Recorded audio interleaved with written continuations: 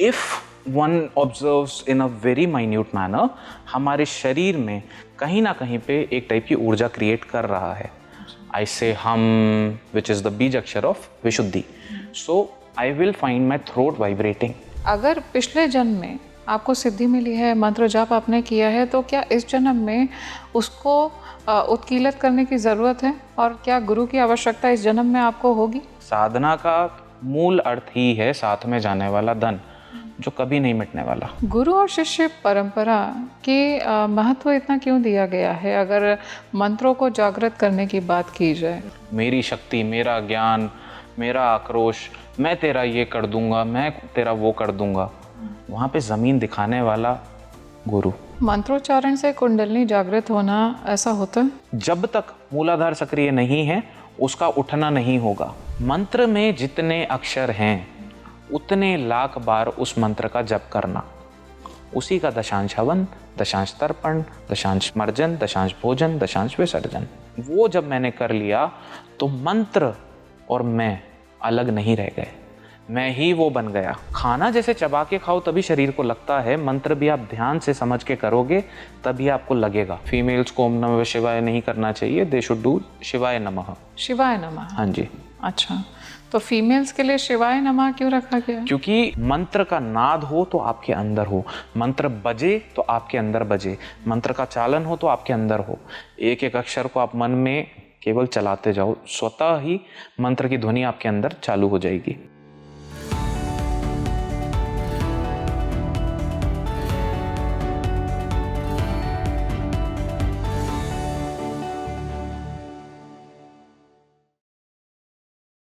हमने मंत्रों की शक्ति के बारे में तो सुना है, लेकिन मंत्रों से किस तरह का परिवर्तन आता है हमारे आभा मंडल में?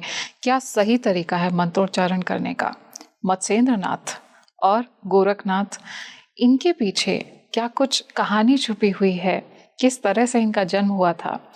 आज हमने इन सभी बातों को डेप्थ में जाना इस पॉडकास्ट में। हाय फ्रेंड्स, मैं हूँ आपके साथ आपकी सही यात्री माधवी और आप देख रहे हैं स्पीकिंग ट्री पॉडकास्ट।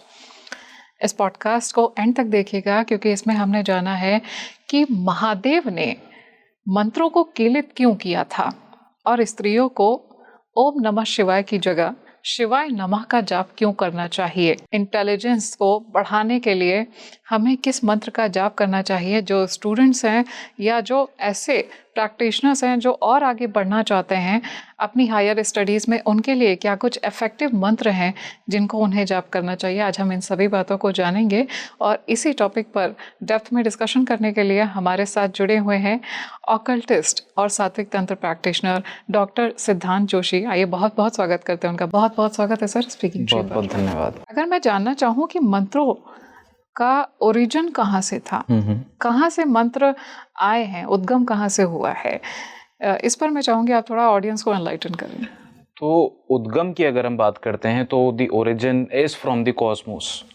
नाद योग जिसको बोला गया, through the means of sound जी। एंड देयर वर ऋषिज, Bhrigu rishi, Kaushalya rishi, Kashyap rishi, Bhogar rishi. So through them they were said to be the seers. कोई भी मंत्र हम करते हैं ना तो मंत्र का पहले विनियोग होता है which describes the application of the mantra. तो वो जो एक्सप्लेनेशन है और एप्लीकेशन है, their name of the rishi is mentioned. Let's say Baglamukhi, तो Narad rishi would be mentioned. The first person who found out that mantra through the cosmos, जिसके माध्यम से उसी शक्ति ने एक पर्टिकुलर स्वरूप लिया कि उस मंत्र का उच्चारण हुआ, रेपिटेशन हुआ। मंत्र के लिए बोलते हैं मनेन्द्रयति इति मंत्र, मन को जो तार दे, which goes beyond the mind, because that is our inhibition and the limitation. उसके परे जब निकल गया और उसी का प्रत्यक्ष स्वरूप हमारे सामने खड़ा कर दिया, वहां से मंत्र की उत्पत्ति हुई सबसे पहले। अच्छा। और वहीं पे तंत्र जो आपने अभी मेंशन किया, सात्विक तंत्र, तंत्र का सारा ज्ञान भी उसी सोर्स से आया है। आपने वशीकरण की बात की, पुष्टिवर्धन की बात की, मारण की बात की कि ये सभी ज्ञान महादेव ने माता पार्वती को दिए थे। इसके पीछे भी आपने बहुत कुछ बताया। क्या कुछ वो नॉलेज थी? मैं चाहूंगी कि सारे इंसाइट्स आप ऑडियंस से भी शेयर करें ताकि उनको भी एनलाइटन फील हो। तो इसकी शुरुआत हुई थी जिज्ञासा से, जो माँ पार्वती के अंदर उत्पन्न हुई जी कि हे महादेव, ये संसार का, ये तंत्र का असल गूढ़ ज्ञान क्या है? गूढ़ मीन्स गहरा। What is the depth of it, what is the true understanding of this Cosmos? तब उन्होंने अपने पंचमुख का दर्शन दिया था, जहाँ पे द नॉर्थ, जो उत्तर दिशा है, वहाँ से उन्होंने वशीकरण का ज्ञान दिया, अच्छा, which people assume and understand कि it's about controlling someone else, but the main agenda of the perspective was to control our कर्मेंद्रियां और the control over the 5 senses. Similarly पूर्व दिशा से ईस्ट डायरेक्शन, वहाँ से उन्होंने पुष्टिवर्धन और आध्यात्मिक उन्नति का ज्ञान दिया था जी, कि हम अपने जीवन में अग्रसर कैसे होके बढ़ सकते हैं।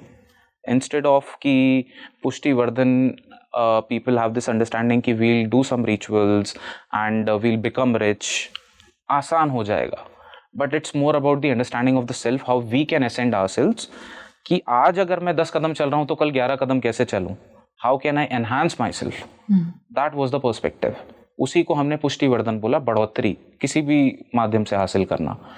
then since we are moving in the clockwise, we'll come to south, दक्षिण दिशा, जी, वाम मार्ग जिसको बोला गया, वहाँ से उन्होंने मारण का ज्ञान दिया। मारण से लोग मृत्यु समझ लेते हैं, but it's actually the death of ego और the dissolution of the self, because everything in my life I will associated with मी।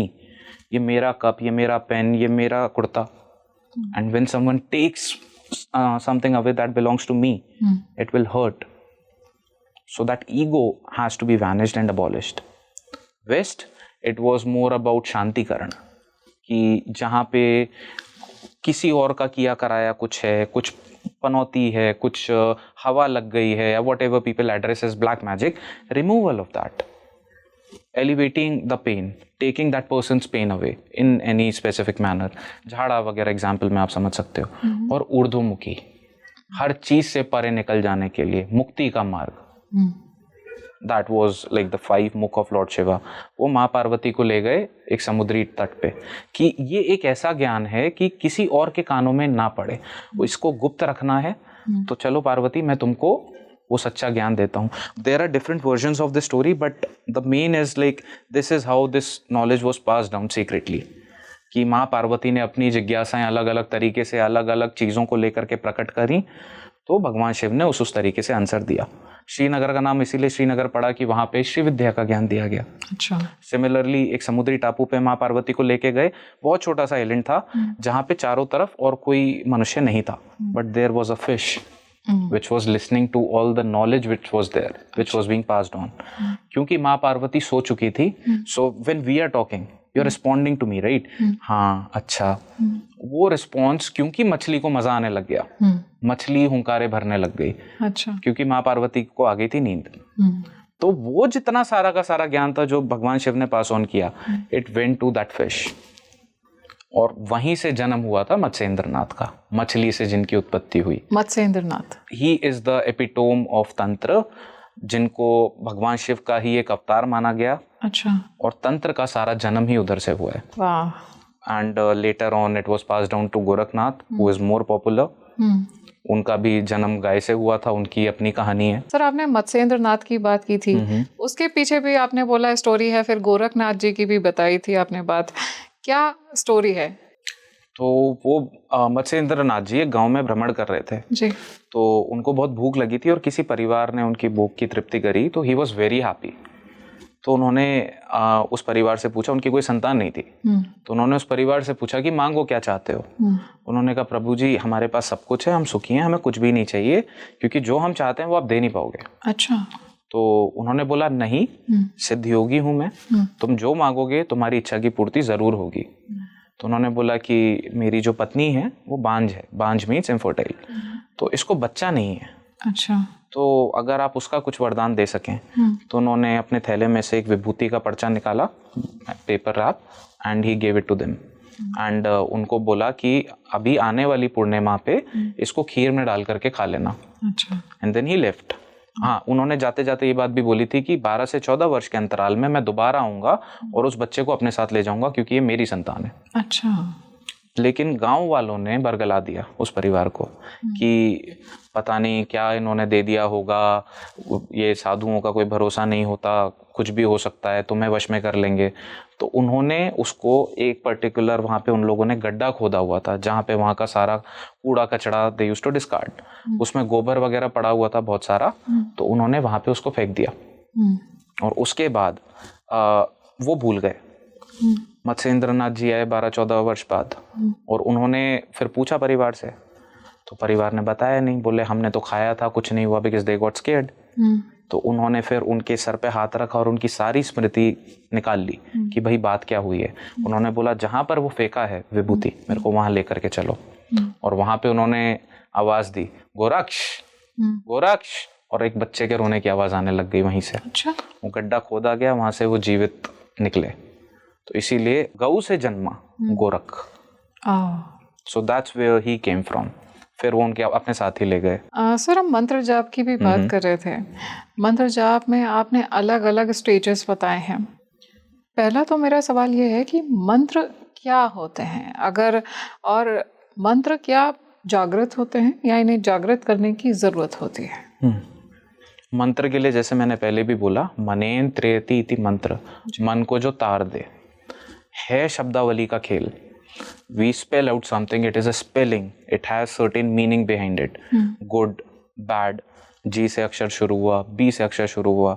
तो हमारी हिंदी में, देवनागरी लिपि में या संस्कृत में वर्णमाला है, जिसमें शब्दों का विभाजन अल्प प्राण और महाप्राण में हुआ है, right? Vowels, consonants we can call it. उधर हर syllable, if one observes in a very minute manner, हमारे शरीर में कहीं ना कहीं पे एक टाइप की ऊर्जा क्रिएट कर रहा है। अच्छा। आई से हम, विच is the beej akshar of Vishuddhi. So I will find my throat vibrating, कि मैं वहां पे कुछ ना कुछ हलचल पैदा करके कुछ परिवर्तन करने की कोशिश कर रहा हूँ। दैट्स हाउ अ मंत्र वर्क्स। कि वो जो ऋषि थे, they had that level of observation to see and observe and notice and articulate, bringing all of those syllables together, कि इस particular मंत्र के इस जप से ऐसा आउटकम आने वाला है, which can be good, which can be bad, basically depending on the intention, कि मैं क्या चाह रहा हूँ। ठीक है? तो वहां पे उन्होंने उस सारी चीजों को कंबाइन करके मंत्रों की उत्पत्ति करी। जहां पे जैसे मैंने नारद ऋषि का एग्जाम्पल दिया कि he meditated, he received that divine knowledge, he passed it on, thanks to him we are able to do it. अब इसमें दूसरी बात आपने जो बोली कि मंत्र की जागृति, तो इसमें हर मंत्र, क्योंकि they realized at that point of time only कि जिस तरीके से युग युगांतर में परिवर्तन आ रहे हैं, मनुष्य मनुष्यता खोता जा रहा है, तो इसका गलत इस्तेमाल, दुरुपयोग होगा ही होगा। तो इनको कीलित कर दिया गया नॉर्मल ह्यूमन से बचा के रखने के लिए। कीलित किसने किया? भगवान शिव ने। भगवान कीलित means lock, putting a lock, कि बेटा तुम करते जाओ, कुछ नहीं प्राप्त होने वाला। और वहीं पे लेकिन उन्होंने, माँ पार्वती ने फिर यही सवाल किया, तो फिर ये कैसे होगा, कैसे करेगा इंसान? तब उन्होंने गुरु के बारे में बताया, और वहीं से गुरु गीता की उत्पत्ति हुई थी, उमा महेश्वर संवाद, where Shiva, lord Shiva is describing what is guru, who is guru, why is he necessary, and why guru is the only pathway of finding that absolute निर्वाण, मोक्ष, लिबरेशन, मुक्ति, जन्म मरण की साइकिल से परे। तो एक गुरु को ही अधिकार है उस मंत्र को उत्कीलित करने का। हम मंत्रों की बात कर रहे थे, आपने बोला कि मंत्रों को कीलित कर दिया गया है। मेरे मन में एक जिज्ञासा उठी कि बीज मंत्र क्या होते हैं? बीज मंत्र is like the seed, the main syllable, जहां से उस मंत्र की शुरुआत हो रही है। और वैसे भी हर मंत्र के 3 सेगमेंट्स होते हैं। मंत्र का कीलक होता है, विच इज द लॉक, मंत्र की शक्ति होती है, एंड मंत्र का बीज होता है, which is the output, not that beejakshar. So मंत्र की शक्ति का मतलब हो गया मंत्र अंदर सक्रिय होकर के किस टाइप की गतिविधि हमारे अंदर करेगा।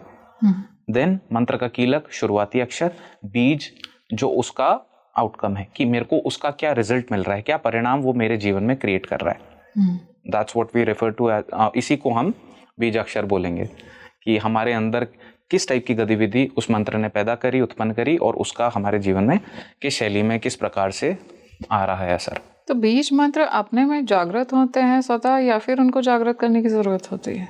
बीज मंत्र देखिए वैसे तो जागृत नहीं होते हैं, मंत्रों में भी मकार और गकार में फर्क आ जाता है। अच्छा, किस तरह का फर्क होता है? फर्क यानी कि अगर मैं बोलूं ओम, आप ध्यान से अगर इस चीज का निर्देशन करेंगे, आप देखेंगे कि इसकी ऊर्जा बाहर की तरफ बह रही है।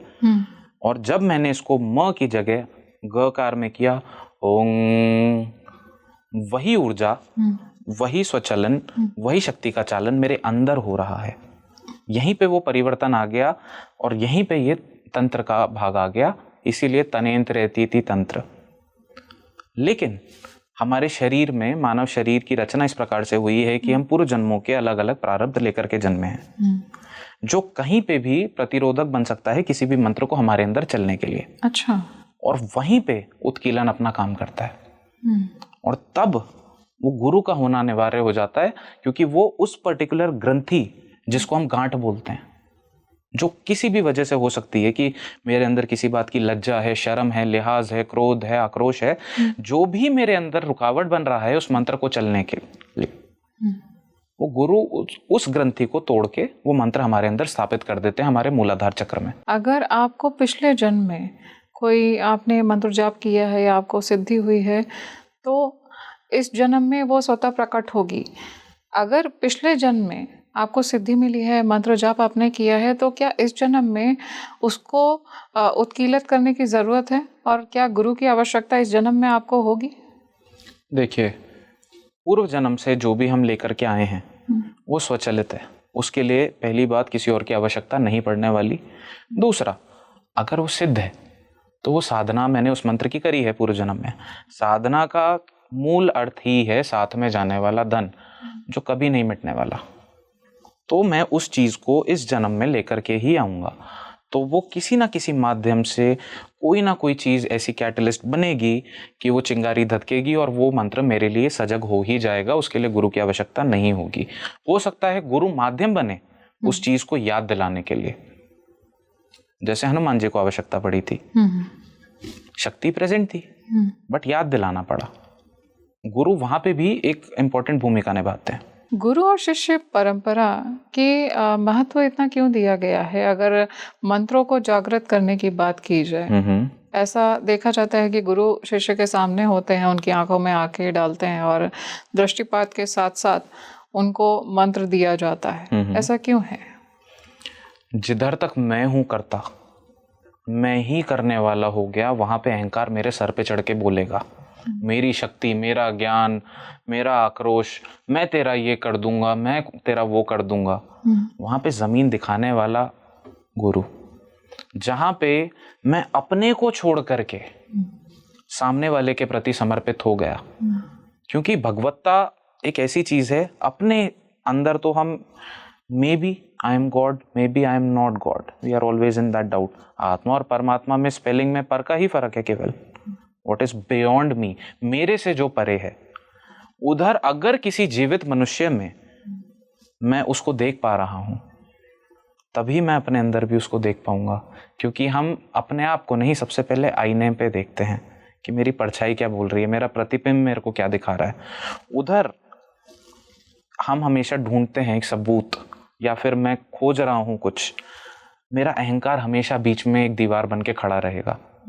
और वहां पे ये 100% मैं बोल सकता हूं कि जिधर अहंकार लेकर के मैं चल रहा हूं, आज नहीं तो कल गिरना निश्चित है। क्योंकि वही जहर या वही अमृत मेरे लिए कल ना कल जहर बनेगा, मैं गिरूंगा।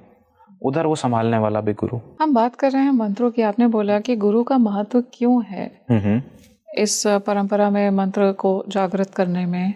ऐसे में अगर बात की जाए कि जो मंत्र हैं वो स्वयं में परिपूर्ण होते हैं या मंत्रों को पूर्ण करने के लिए न्यास की आवश्यकता होती है? ये तो आचरण और पंथ पे निर्भर करता है, क्योंकि इसकी रूपरेखा ऐसी है कि हर पंथ में पूजन के माध्यम अलग अलग हो जाते हैं जी। एकम सदा विप्रा बहुधा वदंती ऋग्वेद का बहुत फेमस श्लोक है, मेरे को बहुत ज़्यादा प्रिय है, क्योंकि इसने अंतिम चरण की बात कर दी। मंजिल एक ही है, मार्ग अनेक हो सकते हैं, बट न्यास मेरे अकॉर्डिंग करते रहना चाहिए। अच्छा। न्यास का मतलब ही है उस चीज को अपने अंदर धारण कर लेना, अपने अंदर उतार लेना, उसका अंगीकार कर लेना, वो बन जाना, जो बेहद आवश्यक है। मैं राम राम नाम का जाप करूं और मन में अगर आक्रोश लूं और किसी से हीनता की भावना रखता हूं, किसी के लिए गलत सोचता हूं, तो उसका कोई फायदा नहीं है। और न्यास उस ग्रंथि को परिवर्तित करने में बहुत ज्यादा मदद करता है। तो न्यास सिर्फ पुरुष कर सकते हैं या स्त्री पुरुष कोई भी कर सकते हैं? न्यास में ऐसा कोई नियम नहीं है, तंत्र में तो ऐसा कोई नियम ही नहीं है कि औरतें नहीं कर सकती। अच्छा। और न्यास के साथ साथ, मंत्र के साथ साथ उसका गायत्री भी अनिवार्य होता है। जिस भी देवी देवता की आप उपासना आराधना कर रहे हो, खास तौर पे अगर आप साधना कर रहे हो, उनकी सिद्धि की प्राप्ति या उनके दर्शन की प्राप्ति, आप कोई भी ऐसी आकांक्षा रखते हो, गायत्री बहुत जरूरी होता है उस देवी देवता का। गायत्री, क्योंकि लोगों की समझ में एक ही है, ओम भूर्भुवः स्वः तत्सवितुर्वरेण्यम, सवितुर गायत्री है जो, पर हर देवी देवता का अपना एक इकलौता गायत्री मंत्र जरूर होता है। अच्छा, हर देवी देवता का एक अलग गायत्री ओम मंत्र होता है। तत्पुरुषाय विद्महे महादेवाय धीमहि तन्नो रुद्र प्रचोदयात्, ओम बगलामुखियाय च विद्महे स्तंभिनीय च धीमहि तन्नो बगला प्रचोदयात्। It's the highest form of consciousness of that मंत्र। सबसे सर्वोच्च चेतना का आधार उस मंत्र का या उस देवी देवता का उसकी गायत्री है। बगलामुखी शत्रु विनाश की देवी, शत्रु स्तंभन की देवी, किसी और को नुकसान पहुंचाने के लिए है, बट उसका गायत्री सबसे सर्वोच्च, उसका चेतना वो कहता है शत्रु नहीं, शत्रुता को मारो। बहुत सुंदर। अपने अंदर वो शत्रु को आप विनाश कर दो, आपके सामने नहीं रहने वाले, क्योंकि शत्रु तभी तक है जब तक मेरे अंदर शत्रुता है। और whatever is happening in my life, जो भी मेरे सामने प्रत्यक्ष हो रहा है, वो मेरे अंदर चलती चीजों का ही एक विवरण मैं सामने देख रहा हूँ। हम मंत्रों की बात कर रहे हैं, मंत्रों की शक्ति की बात कर रहे हैं। ऐसे में जो मंत्रोच्चारण करते हैं उस व्यक्ति की चेतना में शक्ति है या मंत्र में ज्यादा शक्ति है? शक्ति तो चेतना में है सारी की सारी, लेकिन चेतना किधर है वो निर्धारित करना मुश्किल है।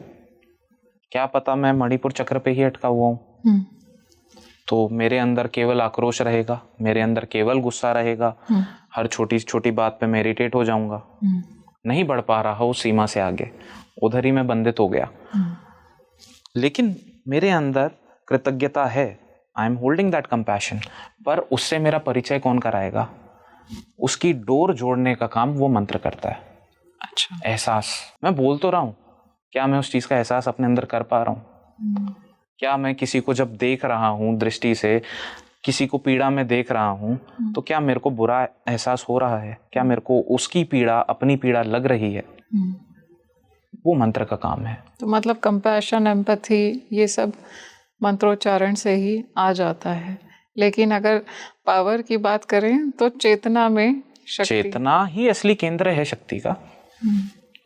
मैं जिस चीज के बारे में सोचूं, निरंतर अगर मैं एक पौधे के बारे में भी सोच रहा हूं, किसी थॉट के बारे में सोच रहा हूं, कोई विचार है, जिस चीज को मैं पानी देता चला जाऊंगा वो बढ़ता चला जाएगा। सो वही नरिशमेंट मैंने पौधे को दिया, पौधा बढ़ा। किसी नकारात्मक विचार को दिया, वो विचार बढ़ा। क्या मैंने कोई मंत्र जाप किया? नहीं। चेतना को मैं उधर लेकर के गया।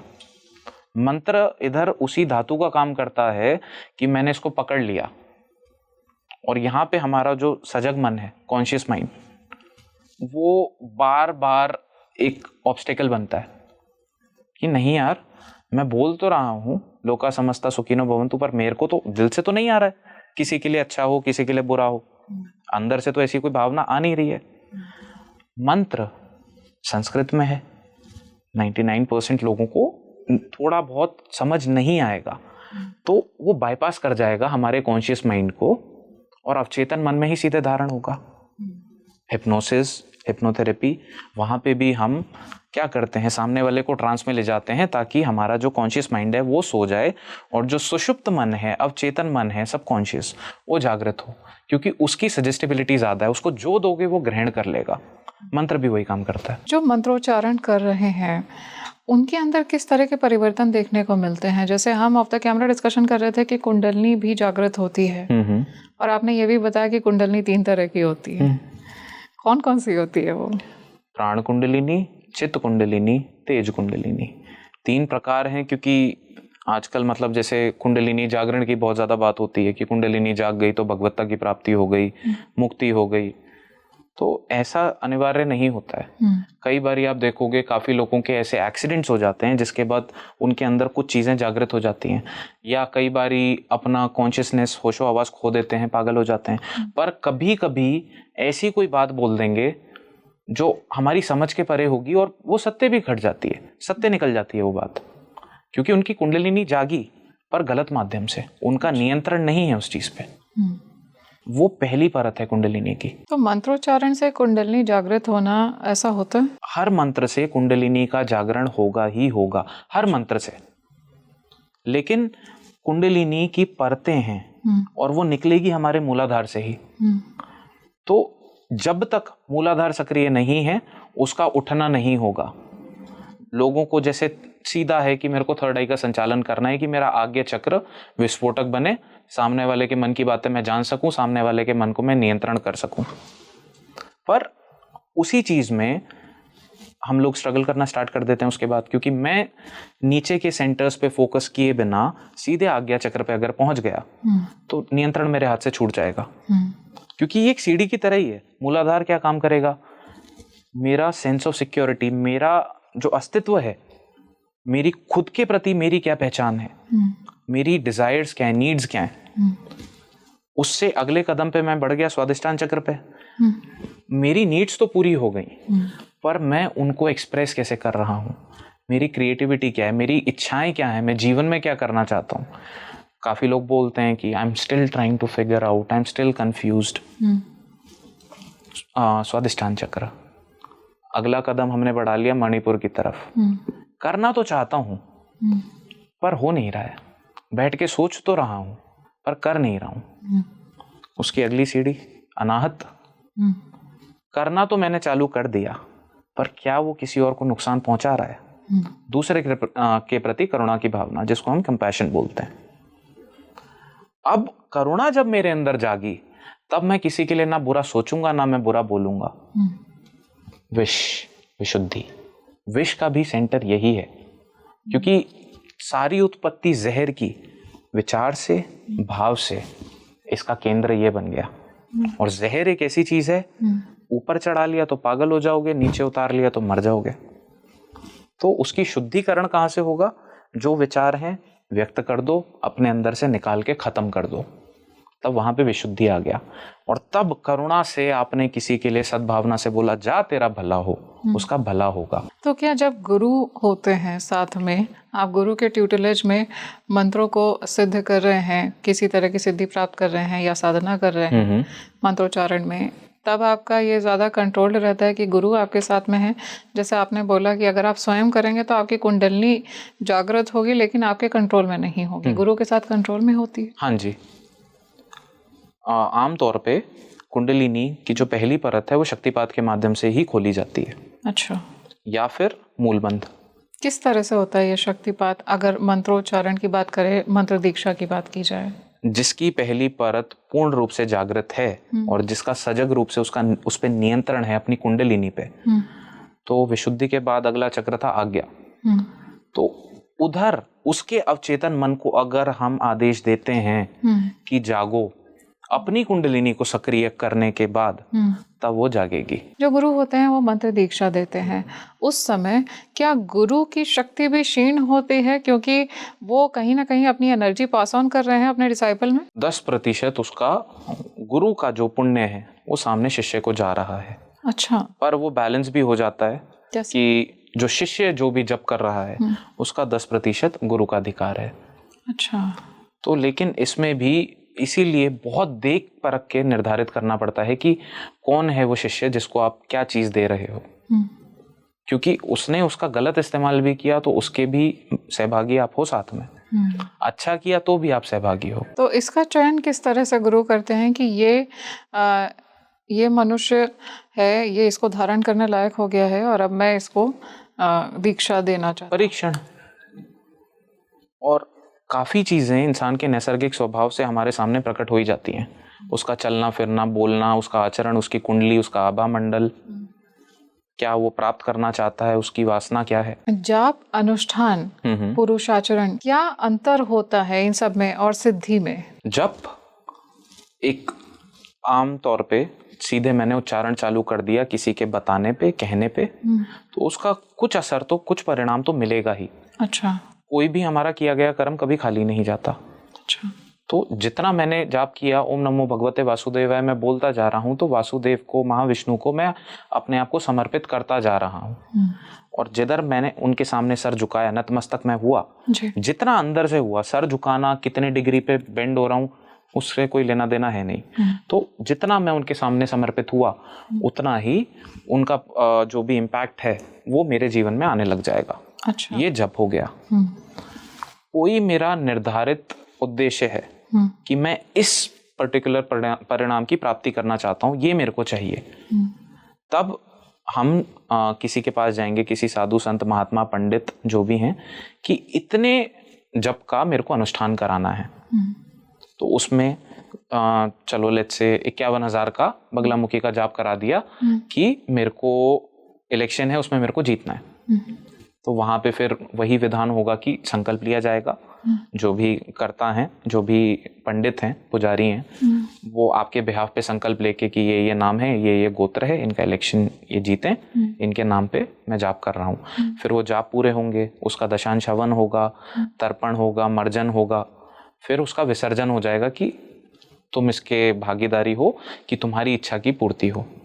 पर अनुष्ठान में भी ये नियम होता है कि जाप का भी एक तो होता है फल यानी परिणाम यानी आउटकम, कि ये XYZ पर्पस मेरे को मिले, XYZ चीज मेरे को प्राप्त हो। लेकिन मंत्र का दूसरा भाग होता है पुण्य। उसका अधिकारी केवल जिसने जाप किया वही है। अच्छा, तो अनुष्ठान अगर हम करा रहे हैं तो जो पुण्य है वो सिर्फ उसी को मिलेंगे जो जाप कर रहे हैं। फल आपको मिल सकता है लेकिन पुण्य वो नहीं मिलेंगे। स्विमिंग देख देख के मैं स्विमिंग सीख नहीं सकता ना, उसके लिए तो उतरना ही पड़ेगा स्विमिंग पूल में। अब अगला उसके बाद आ जाता है सिद्धि, कि मंत्र की शक्ति को मैंने जगा लिया अपने अंदर, सक्रिय कर लिया। फिर वो मैं रेडिएट भी करूंगा, मेरे चारों तरफ मेरे आभा मंडल में वो दिखेगा। अच्छा, रति का आप एग्जाम्पल ले लीजिए, गॉडेस रति का मैं करूंगा तो आई विल एम्बॉडी ब्यूटी, मेरा आकर्षण बढ़ेगा, मेरी सुंदरता बढ़ेगी। तो उधर मंत्र का 1.25 लाख मैं जाप करूंगा संकल्प करके, उसी का दशांश मैं हवन करूंगा, उसी का दशांश तर्पण करूंगा, उसी का दशांश मर्जन, फिर भोजन, फिर विसर्जन। जितनी जाप संख्या आप उसी का 10% निकाल के रिड्यूस करते चले जाओ। 1.25 लाख यानी 1,25,000, उसका दशांश हो गया 12,500, उतनी आहुतियां। और आहुतियों में भी ये रहता है कि जो उस देवी देवता का प्रिय भोग आहार या जो भी उनको चढ़ता है उसी का आप हवन करोगे, और जो आपका पर्पस है उस तरीके से।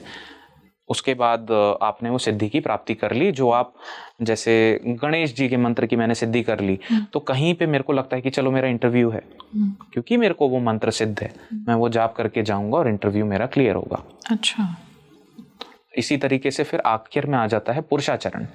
मंत्र में जितने अक्षर हैं उतने लाख बार उस मंत्र का जप करना, उसी का दशांश हवन, दशांश तर्पण, दशांश मर्जन, दशांश भोजन, दशांश विसर्जन। वो जब मैंने कर लिया तो मंत्र और मैं अलग नहीं रह गए, मैं ही वो बन गया, एकीकार हो गया मंत्र से, अंगीकार हो गया, बन गए वो। फिर आपके पास अथॉरिटी है, आप उसको पास ऑन कर सकते हो, आप उसकी दीक्षा दे सकते हो। अच्छा, आप अच्छी भावना रखोगे, सद्भावना, वो भी पूर्ण होगी।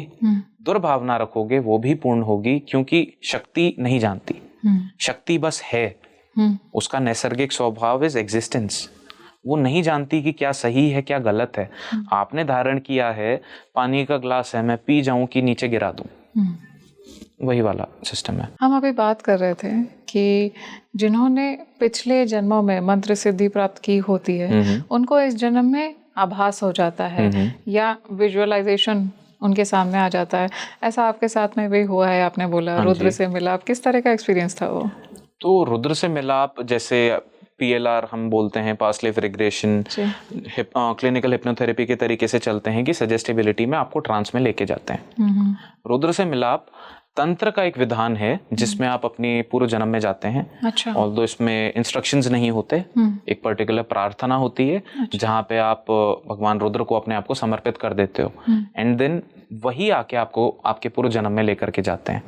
और उसका विधान ये रहता है फिर कि पूर्व जन्मों से जो भी मेरे साधना में विघ्न मेरे लिए बनते आ रहे हैं, जिसकी वजह से मैं अग्रसर नहीं हो पा रहा हूँ, उधर अपनी उसी सारे बंधनों की चिता को मैं अग्नि देता हूँ। अच्छा। तो वो चीज जब मैंने करी थी तो उसी चिता के बाजू में विद इन कॉन्शियसनेस, अपने अवचेतन मन में ही मेरे को एक किताब मिली। अच्छा। और उसमें जब मैंने खोला तो मेरे को एक मंत्र मिला जिसको मैंने पढ़ा, और उसके बाद उसके कुछ अक्षर मेरे को याद रहे, कुछ क्या काफ़ी हद तक याद ही रहे। ऐसा लगा कि एक बार ये पढ़ने में वो मेरे को याद हो गया। फिर जब उससे बाहर आए, फिर उस मंत्र के बारे में जब सर्च किया तो वो एक्चुअल में एग्जिस्ट करता था अच्छा। और उसका पर्टिकुलर एक विधान था कि ऐसे इसको यूज करना है।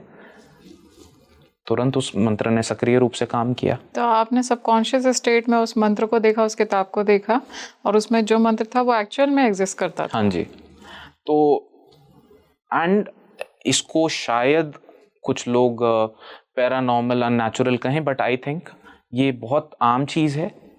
चेतना का जितना विस्तार होगा हर मनुष्य के अंदर ऐसी बहुत कोई ना कोई divine। चीज़ डेफिनेटली है ही। It's very divine actually. अगर आप स्वयं महादेव से साक्षात्कार कर रहे हैं, रुद्र से मिलाप कर रहे हैं, तो इट्स वेरी डिवाइन कि वो स्वयं आपको लेके जा रहे हैं। उसके बाद जीवन सेम नहीं रह जाता। किस तरह के परिवर्तन आए उसके? देखिए, परिवर्तन हमेशा हमारा एक अप्रोच रहता है, हमारी समझ रहती है कि कुछ बहुत बड़ा जीवन में परिवर्तन आ जाएगा। ये बदल जाता है बस दृष्टिकोण। अच्छा। ग्लास वही, टेबल वही, इंसान वही, देखने वाला दृश्य उसमें एक गहराई आ जाती है। उधर जजमेंट खत्म हो जाता है, सही और गलत के मायने बिखर जाते हैं। उधर आप सजग रूप से जो यथार्थ है, सत्य है, वो देखते हो।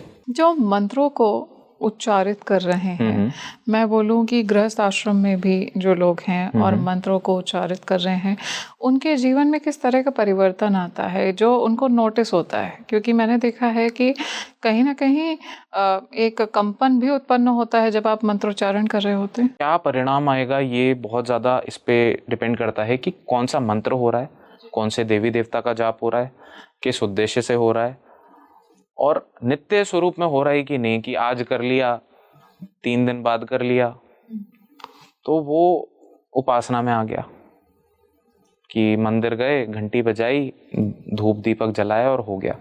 पर जहाँ पे ध्यान से, केवल ध्यान, मैं उस मंत्र को निरंतर रिपीट कर रहा हूँ, बार बार उस जाप का उच्चारण कर रहा हूँ, तब उस मंत्र से संबंधित जो भी केंद्र होगा वहाँ पे कंपन पैदा होगी ही होगी।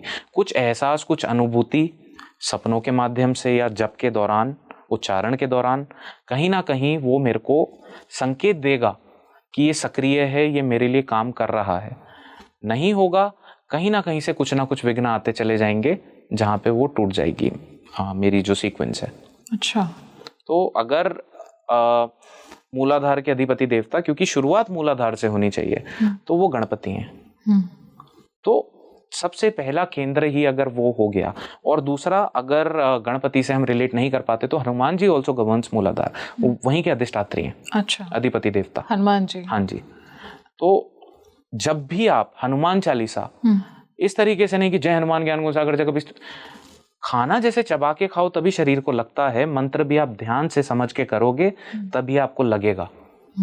और तब अगर आप उस चीज को ध्यान से, सक्रिय रूप से, और लोगों को विधान में ज्यादा इंटरेस्ट रहता है, अच्छा हनुमान जी को पान का बीड़ा चढ़ता है, चमेली का तेल चढ़ता है, सिंदूर चोला चढ़ता है, उन चीजों में फंसने के बजाय केवल ध्यान से एक बारी भी हमने हनुमान चालीसा कर ली, हमको उसमें ही आभास होने लग जाएगा। मूलाधार वहीं से सक्रिय होगा। भूत पिशाच निकट नहीं आवे, महावीर जब नाम सुनावे। क्या आप महावीर बोलते हुए अपने अंदर उस वीरता का एहसास कर पा रहे हो? 100 दिए जला के भी वो चीज नहीं हो सकती है, वो हमारे अंदर का ही आभास है। अच्छा, मतलब आप संपूर्ण समर्पण के साथ में और पूरे फोकस के साथ हाँ जी। अगर आप कर रहे हैं तो इस तरह के आभास होते हैं, एक्सपीरियंसेस होते हैं। और तभी गुरु की आवश्यकता होती है। ये छोटी छोटी जो बहुत महीन सी चीजें हैं जो एक इंसान मिस कर जाता है, वहां पे गुरु आपको करेक्ट करता है।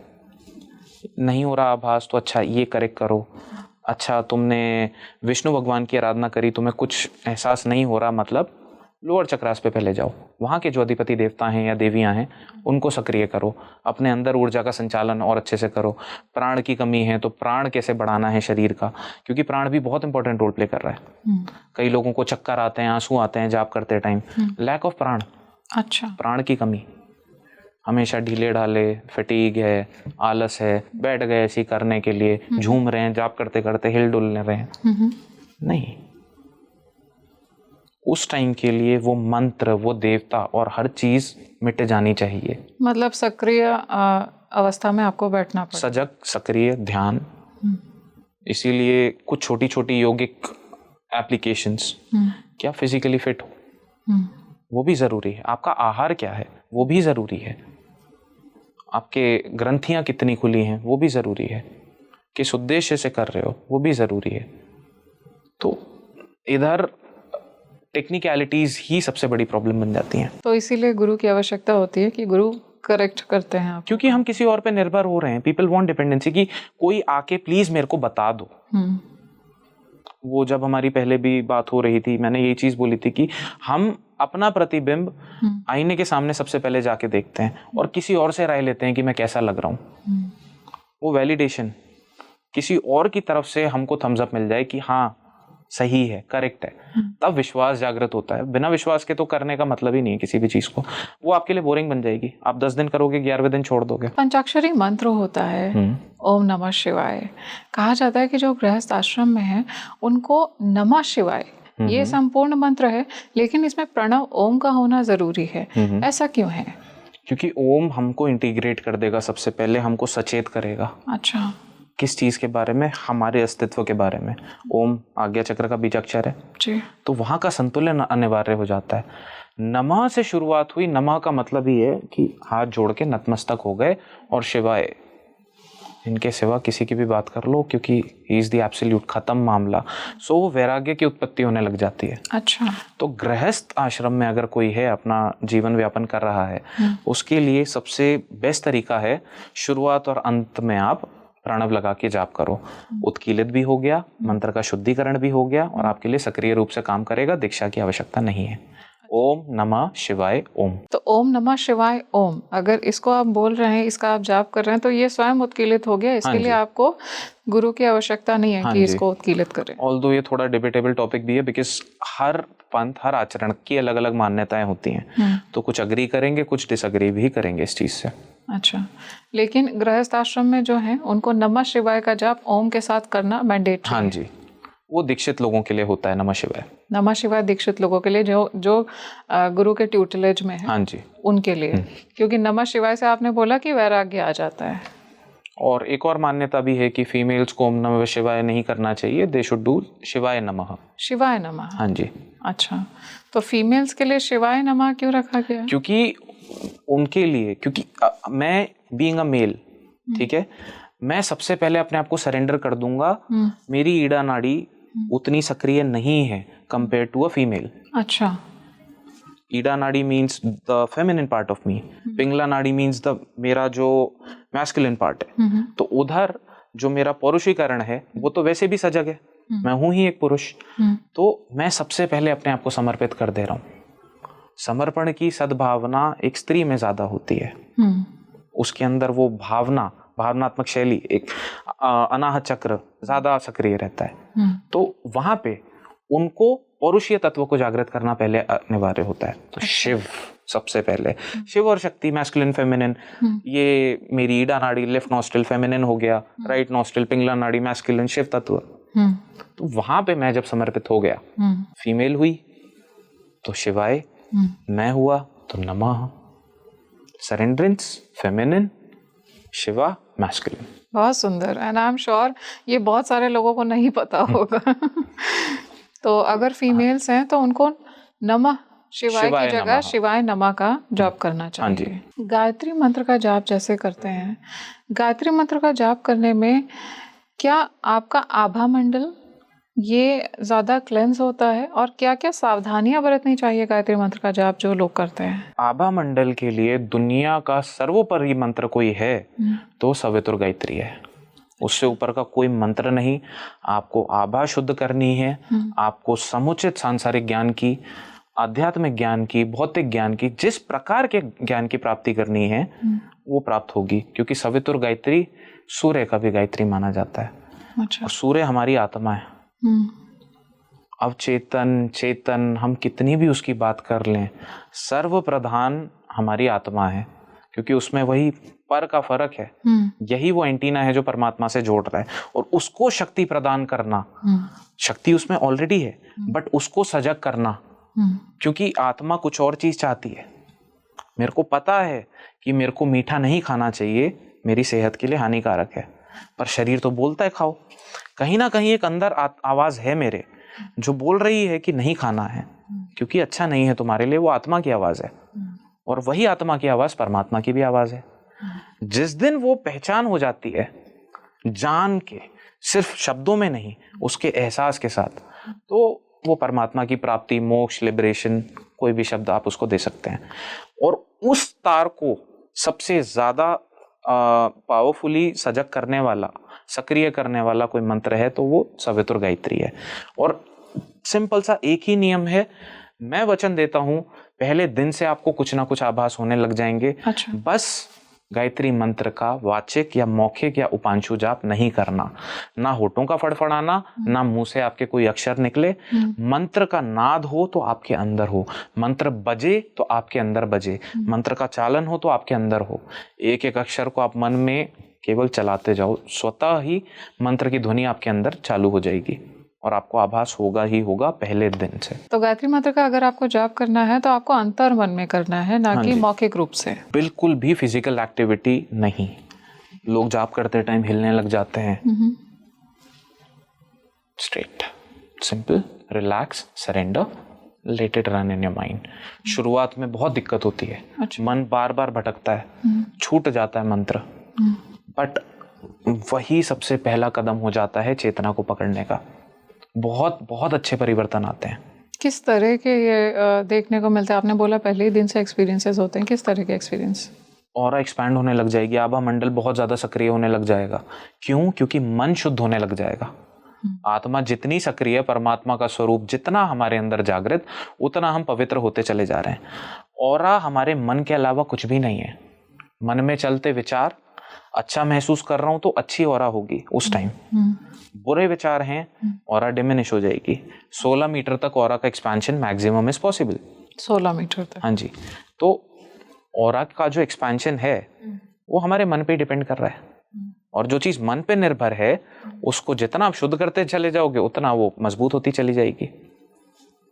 तेज उसी को बोलते हैं ना, हमारे अंदर के तेज को हम ओजस बोलते हैं। वही तेज जब बाहर प्रकट होने लग जाए हमारे आभा मंडल के स्वरूप में, कि हम कहीं जा रहे हैं तो नजर हम पे पड़ रही है कि नहीं, लोग हमारे मौजूदगी में कैसा एहसास कर रहे हैं, वो आभा मंडल निर्धारित करता है। अच्छा, तो अगर गायत्री मंत्र का जाप किया जाए और एक्सपेंशन होगा ही होगा? डेफिनेटली। सूर्य से संबंधित आप कोई भी मंत्र करने लग जाओ, सूर्य को आप जल चढ़ाओ, आदित्य हृदय स्तोत्रम करो, सूर्य मंडलाष्टकम करो, गायत्री मंत्र करो, ये सारे के सारे ऑरा से ही संबंधित हैं। और किस तरह के चेंजेस आते हैं? हिम्मत आने लग जाती है, शौर्य बढ़ता है, बल बढ़ता है, जो हमारा आलस्य है वो खत्म होता है, हमारा जो पर्सपेक्टिव है दुनिया को लेकर के, हमारी जो समझ है वो बहुत ज़्यादा सकारात्मक हो जाएगी। क्योंकि लोग ऑप्टिमिस्टिक भी होते हैं, लोग पेसिमिस्ट भी होते हैं, यहाँ पे वो सकारात्मक स्वरूप ले लेता है। और नज़र वज़र लगना, ये छोटी मोटी चीज़ें, कहीं चले गए, कहीं कदम पड़ गए, अगर हमारा नाभि केंद्र मणिपुर चक्र सक्रिय है पूर्ण रूप से, कोई चीज़ आपको छू भी नहीं सकती। अच्छा, जैसे बच्चे हैं, पढ़ाई करते हैं, या डॉक्टर्स की पढ़ाई में कहूँ बहुत ज़्यादा होती है, CS की पढ़ाई बहुत ज़्यादा होती है, कोई फोकस करना चाहता है स्टडीज़ पे, क्या कोई ऐसा मंत्र है कि उसको वो जाप कर सकते हैं ताकि उनका फोकस बढ़ जाए? गणेश अथर्व शीर्षम, ये मैं हमेशा सबको रिकमेंड करता हूँ। अच्छा। क्योंकि गणेश जी ही प्रधान देवता हैं। हमने मैस्कुलिन फेमिनिन की बात कर ली, पर जो बीच का एस्पेक्ट हो गया सुषुम्ना नाड़ी, कुंडलिनी का द्वार भी वही है जो हमारे मूलाधार से हमारे मस्तिष्क को जोड़ता है। उसको हम जितना सक्रिय करते चले जाएंगे, हमारे अंदर का चातुर्य, बुद्धि, विवेक, प्रज्ञा, इंग्लिश में इंटेलिजेंस, विजडम, इंटेलेक्ट, नॉलेज, ये चारों चीज़ें बढ़ती ही चली जाएंगी। और यहाँ पे आ जाता है सरस्वती का इंटेलेक्चुअल केंद्र। गणेश अथर्व शीर्षम फॉर सरस्वती मेधा सूक्तम। अच्छा। दोनों का उच्चारण करने में 5 से 10 मिनट लगेंगे, और 3 से 4 दिन के अंदर इंसान को लगेगा भी खुद के अंदर से पढ़ने का मन हो रहा है, जो पढ़ रहे हैं रिटेन ज़्यादा हो रहा है। लेकिन उससे भी ज़्यादा ज़रूरी होता है चीज़ों का समझ आना, रटने के बजाय आर्टिकुलेशन ऑफ जो भी चीज़ें हमने पढ़ी उसकी समझ वो उत्पन्न होने लग जाती है। तो ऐसा कोई टाइम स्पैन है कि मुझे इस समय ही इस मंत्र का उच्चारण करना है? जैसे ब्रह्म मुहूर्त कहा जाता है, पढ़ाई के जस्ट पहले, या कोई अर्ली मॉर्निंग, ऐसा कोई टाइम स्पैन है जब ज़्यादा इफेक्टिव है वो मंत्र? वो तो देखिए, ब्रह्म मुहूर्त सबसे सर्वोपरि। दूसरा, सबसे बेहतर तरीका, आप एक समय निर्धारित कर लो जब आप फ्री हो, पर वो समय ना बदलो। अच्छा। वो सबसे जरूरी हो जाता है। और दिशा मैटर करती है। तो नॉर्थ ईस्ट ज्ञान का केंद्र है, तो ईशान कोण में वो जरूरी है। तो आपको फेस नॉर्थ ईस्ट की तरफ रखना हाँ जी। है आप जब मंत्रोच्चारण कर रहे हैं। और आमतौर पे इंडिया में तो नॉर्थ ईस्ट में ही मंदिर मिलेंगे हमको, घरों में जो हम स्थापित करके रखते हैं उसके सामने हम धूप दीप अगरबत्ती वगैरह जला के बैठ के कर सकते हैं। क्या कुछ बातों का ध्यान रखना चाहिए? जैसे आपने बोला कि गायत्री मंत्र का उच्चारण आपको अंतर मन में करना है, ना कि आपको बोलना है मौखिक रूप से। तो इन मंत्रों को भी, इनको लेकर के क्या कोई सावधानी बरतने की आवश्यकता है? गणेश अथर्व शीर्षम है, यानी अथर्ववेद से आया हुआ, तो उसका तो आलाप होगा, आप बोल के कर सकते हो। मेधा सूक्तम, सूक्त है, देवी का हम गुणगान कर रहे हैं, वो भी हम बोल के कर सकते हैं। तो इसमें ऐसा कोई प्रावधान नहीं है, कोई भी कर सकता है। मंत्रोच्चारण का क्या सही तरीका है? आपने बोला कि गणेश जी का मंत्र और सरस्वती माँ का मंत्र जो फोकस करना चाहते हैं उनके लिए, तो सही तरीका क्या है? ये अगर आप ऑडियंस को बताएंगे तो आई एम श्योर कि जो भी फोकस करना चाहते हैं, जो हाई रिजल्ट्स अचीव करना चाहते हैं, उनके लिए बहुत हेल्पफुल होगा। तो फोकस, इंटेलिजेंस, नॉलेज, इंटेलेक्ट, प्रज्ञा, विवेक, ज्ञान, सूझबूझ, इनकी प्राप्ति के लिए गणेश अथर्व शीर्षम और मेधा सूक्तम मैंने रिकमेंड किया। उसमें नियमावली में आप मत जाइए, क्योंकि ऐसा कुछ विधान नहीं है। वाचिक स्वरूप में हम जोर से बोल के कर सकते हैं, क्योंकि गणेश अथर्व शीर्षम अथर्ववेद का भाग हो गया, सूक्तम यानी देवी का गुणगान। तो इन चीज़ों में ऐसे प्रावधान नहीं रहते। लेकिन एक कोशिश आप ज़रूर करना कि जब भी आप करो, एक आप टाइम फिक्स कर लो कि नित्य रूप में रोज उसी समय पे आप करोगे। किसी दिन छूटता है तो कोई विधान नहीं है, कोई प्रॉब्लम नहीं है, किसी दुविधा में जाने की जरूरत नहीं, पर आप जरूर रोज उस चीज को करते रहिए। हाँ, अगर औरतें उस दौरान रजस्वला हैं यानी मेंस्ट्रुअल साइकिल में हैं, तब आपको वो चीज अवॉइड करनी है। सर, आपने कुछ रेमेडीज भी बताई इंटेलेक्ट को बढ़ाने के लिए, क्या कुछ रेमेडीज हैं? एक Hayagriva which is one form of Mahavishnu. तो उनमें क्या है कि जैसे कई बारी नॉलेज तो है बट उसका एक्सप्रेशन हम लैक करते हैं, या फिर खुद पे ही विश्वास नहीं होता, बुद्धि की तीव्र गति करनी है अगर हमको, तो हम 21 दिन तक निरंतर बुधवार के दिन से यानी वेडनेसडे से शुरू करके एक बताशा, उसमें 1-2 बूंद मालकांगनी का तेल जो आयुर्वेदिक तेल है आराम से मिल जाता है, और एक चुटकी वाचा जिसको हम इंग्लिश में कैलेमस बोलते हैं, किसी भी पंसारी की शॉप पे मिल जाएगा, वो आपको एक चुटकी डालना है। और उसके बाद ओम ह्रीम है शीर्ष वागीश्वराय नमः, इसका जाप आपको 108 बारी करना है। फिर उस बताशे को भोग स्वरूप आप खुद खा लेंगे, किसी और को नहीं देना है। 21 दिन तक निरंतर ये किया गया तो नॉलेज तो बढ़ेगी ही, नॉलेज का एक्सप्रेशन, ज्ञान होकर भी अगर मैं उसको सामने वाले के सामने प्रकट नहीं कर पा रहा, बड़ी दुर्भाग्यपूर्ण बात है। तो वो सामने प्रकट होना भी जरूरी होता है। कॉन्फिडेंस आ जाएगा। करेक्ट, वोकल कॉन्फिडेंस आएगा, specially vocal and expressive, like in terms of words. जो मैं लिखित रूप में एग्जाम देने जा रहा हूं तो मेरे पास ज्ञान तो है, मैं लिखते टाइम डर गया तो क्या फायदा। और दूसरा, नॉलेज रिटेन करने के लिए कि मैंने जो पढ़ा वो मुझे याद रहे, और वो भी बखूबी याद रहे, ऐसे नहीं कि थोड़ा थोड़ा बिट्स एंड पीसेस में याद है। तो 4 मुखी रुद्राक्ष और नेपाली, इंडोनेशियन भी आते हैं। अच्छा। नेपाली 4 मुखी रुद्राक्ष आप देखोगे तो बिल्कुल रेप्लिका लगेगा हमारे खुद के दिमाग का।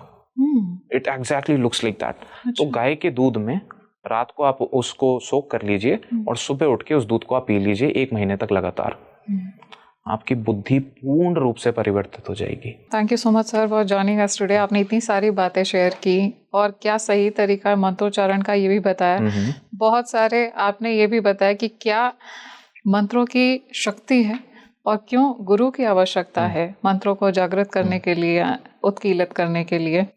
इन सभी बातों में मैंने ये जाना है कि मुझे बहुत सारी नई बातें जानने को मिली है, तो ऑडियंस को भी बहुत कुछ जानने को मिला होगा। Thank you so much. आपका भी बहुत बहुत धन्यवाद। ग्रैटिट्यूड। दोस्तों, आज हमने जाना कि मंत्रों की शक्ति क्या होती है और एक्सपेंशन कितने मीटर तक हो सकता है। आज हमने इस बात को भी जाना है, और मंत्रों को उच्चारित करने का क्या सही तरीका होता है, आज हमने इस बात को भी जाना है। इस वीडियो को ज़्यादा से ज़्यादा लाइक, शेयर और सब्सक्राइब करिए। मुझे कमेंट सेक्शन में ज़रूर बताइए कि क्या आप भी पढ़ाई कर रहे हैं, फोकस कर रहे हैं, कुछ हाईली अचीव करना चाहते हैं। अगर हाँ, तो सर ने जो मंत्रों को बताया है उनको ज़रूर प्रैक्टिस करिए अपनी साधना के पहले, अपनी पढ़ाई के पहले, and I am sure you will get the positive results. आज के लिए अपनी सहयात्री माधवी को दीजिए इजाज़त। नमस्कार।